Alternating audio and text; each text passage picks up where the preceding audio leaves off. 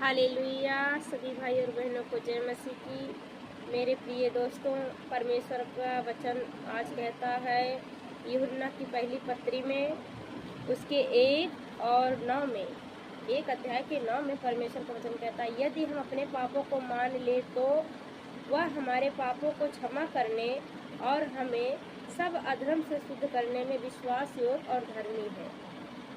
और 10 में, यदि हम कहें कि हमने पाप नहीं किया तो उसे झूठा ठहराते हैं और उसका वचन हम में नहीं है। तो ये बातें हम लोग मान लेते हैं कि परमेश्वर हमारे पापों को क्षमा कर दिया है, और ये भी बात है कि हमने पाप नहीं किया तो हम प्रभु यीशु मसीह को झूठा ठहराते हैं। लेकिन हमारा प्रभु यीशु मसीह झूठा नहीं है, क्योंकि सबने पाप किया। हमारे पापों के कारण परमेश्वर ने इस जगत में आए और अपना बहुमूल्य लहू बहाकर हमें शुद्ध किया और पवित्र किया। जितने विश्वासी भाई बहन हैं, परमेश्वर ने उन्हें सभी को छुड़ाया और बचाया।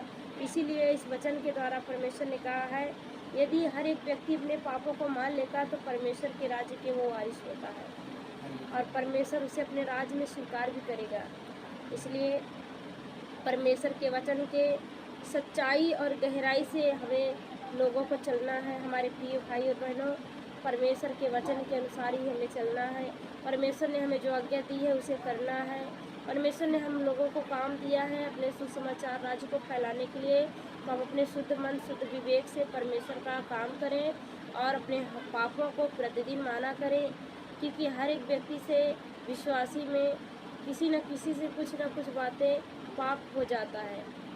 अगर यदि हम कहें हमने पाप नहीं किया तो हम लोग झूठे हैं, परंतु परमेश्वर का वचन कहता है जो अपने पापों को मान लेता है वो धर्मी में रहता है। इसलिए प्रभु का वचन यही बताता है, और परमेश्वर ने कहा है कि जगत की ज्योति मैं हूँ, मेरे द्वारा बिना कोई उद्धार पा नहीं सकता।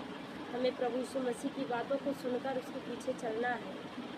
जैसे सामरी स्त्री ने परमेश्वर के राज्य को सुना, अपना मन फिराया, प्रभु को अपना उद्धारकर्ता मान लिया, और उस 12 साल जो लहू से बह रही थी, पीड़ित थी, उसको परमेश्वर ने छुटकारा दिया। उसके मन में यह विश्वास था कि मैं परमेश्वर के पल्लू को छू लूँगी तो मैं चंगी हो जाऊँगी। तो हम लोगों का विश्वास ये होना चाहिए, राई के भी दाने के बराबर विश्वास रहेगा। हम पहाड़ से कह देंगे पहाड़ उठकर वहाँ चला जाएगा तो हटकर चला जाएगा, परंतु परमेश्वर की हर एक बातें जो अपने लोगों को देने को कही है वो परमेश्वर देगा। अपने आशीष के वचन परमेश्वर अपने विश्वासियों पर प्रकट करेगा। तो सभी को जय मसीह भाई और बहनों, hallelujah, God bless you, thank you Jesus. परमेश्वर का प्रतिदिन धन्यवाद करते रहो प्रभु यीशु के नाम में, आमीन।